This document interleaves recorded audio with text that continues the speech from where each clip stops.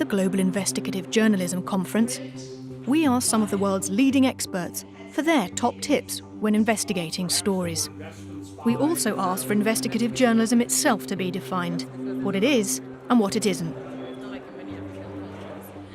Investigative reporting has different names. Some people call it depth reporting, some call it enterprise reporting, others project reporting, but all these are loosely grouped under the rubric of investigative journalism.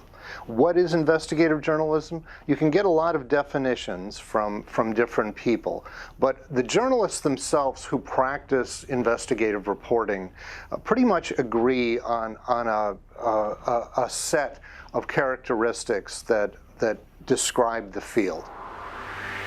The first definition, if you look in an English language dictionary at the word investigation, it means systematic inquiry.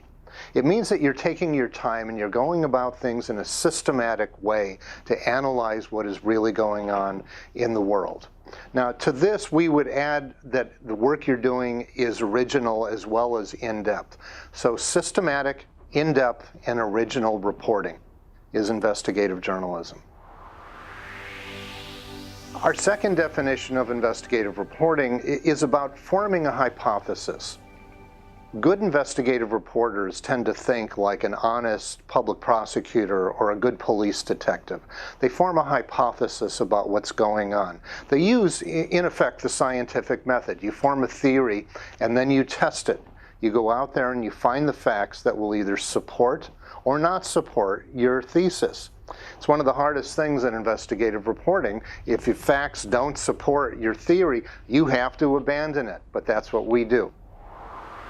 The third definition of investigative journalism is about using lots of public records and public data.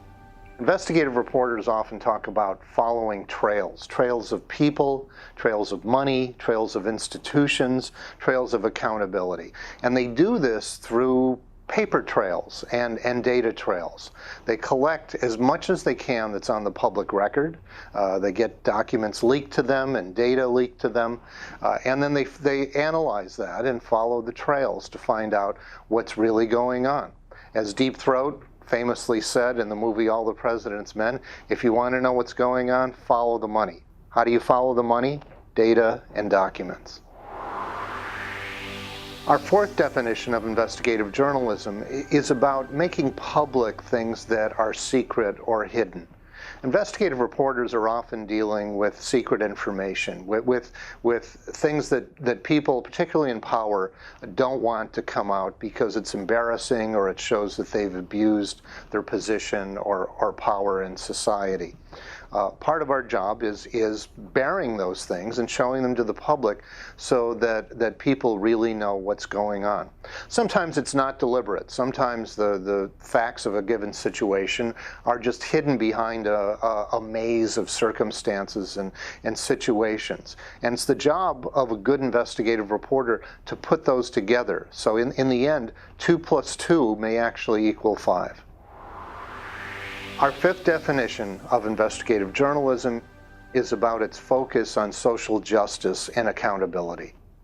If you go back to the beginnings of modern investigative journalism, say to the old muckrakers of America's progressive era more than 100 years ago, these were crusading journalists who believed in righting wrongs. They believed in protecting the little guy and those most vulnerable in our societies. They went after big city corruption, medical malpractice, the biggest corporations abusing their workers and trashing the environment.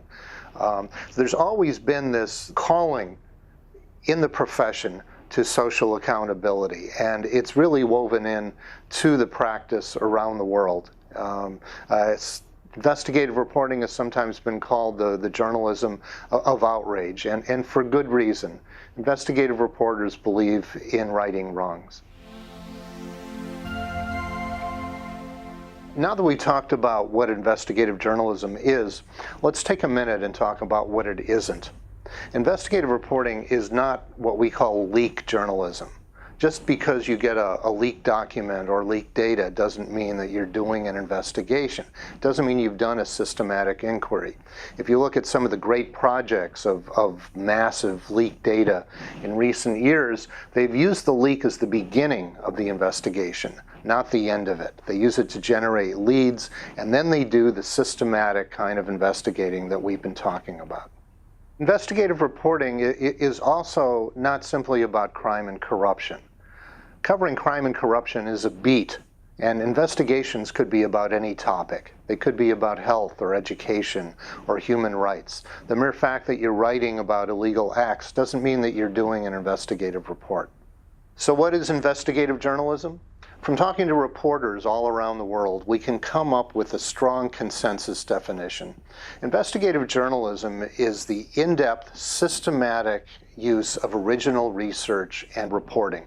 It often uses large amounts of data and documents. It uses public records to find out what is going on. It also involves frequently the bearing of secrets. It makes information that before had been hidden into the public domain. Finally, it has a strong emphasis on social justice and accountability.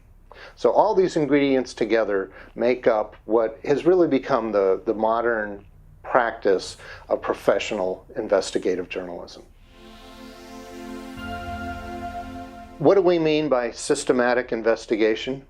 Well, let's take the most common kind of beat reporting, say covering a fire.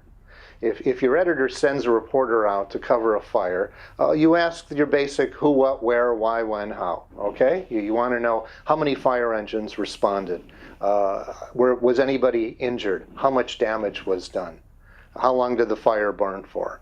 But let's say you're covering the fire and you notice that the fire hoses don't work very well and that the firefighters are complaining about the quality of their equipment. So you go to City Hall and you pull the records for that contract and you find out that the guy who signed it is a friend of the mayor's, and there's a sweetheart deal involving the provision of fire equipment to all the city's fire departments. That's a systematic inquiry.